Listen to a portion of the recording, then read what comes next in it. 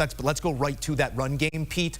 CMC out, Mason going to be carrying the load there, but it feels like we've become so accustomed to Christian McCaffrey being the bell cow back in San Francisco not long ago, running back by committee, and that committee usually succeeded across the board in this run scheme. How does the run scheme change now with no McCaffrey?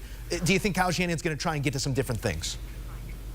You know, by the way, you mentioned run by committee with the 49ers. Let's go even further back and run by committee with Pop Mike Shanahan back in the days in Denver. Remember, guys like Mike Anderson, Alandis, Gary, they ran all over the place. It didn't matter who the back was. Sure, Terrell Davis was better than everybody else, and he had really big-time success, but they always ran the football. Same here. Christian McCaffrey is the best guy, and he'll run the ball even more and even better, but they can run the ball with Jordan Mason. My concern here is the interior of the offensive line. They're not great inside. You know, Trent Williams is dominant, but inside you're going to start a rookie, and Pooney's the rookie moving from tackle, where he played in college, inside to right guard, and you're matched up against Quinnen Williams, and that guy is a beast. The Jets were the best in yards per play last year. I don't see a real fall off, so if the 49ers want to run the ball, they better get better blocking inside from their inside three than what they got last year. It's going to be a real challenge against the Jets.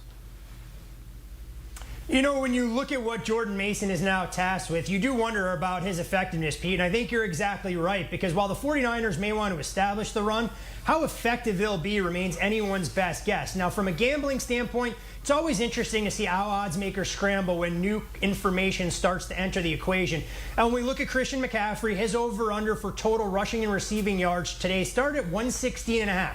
That number had trended down to 109.5. So if you take a look at that, the 49ers now essentially have to figure out where they're going to get 100 additional yards from this offense to be successful. Jordan Mason, widely available at 11.5 rushing yards early in the day. His carry number is now 11.5, not just his rushing yards. So I think it's all hands on deck, and the creativity of Kyle Shanahan will really be tested. And if you do have those first 15 to 25 plays scripted, let's see exactly what he had in store. As Pete alluded to at the top when we were breaking down this side of the ball, Jordan Mason doesn't provide that same upside as a receiver, but I don't think they can abandon the run game completely, even if it's 3 yards in a cloud of dust. Force the Jets to at least show they can stop the run, because if you don't, you just try and throw into the teeth of this defense. It'll not be a recipe for success for San Francisco from start to finish. That is Pete versus the book in the big wall.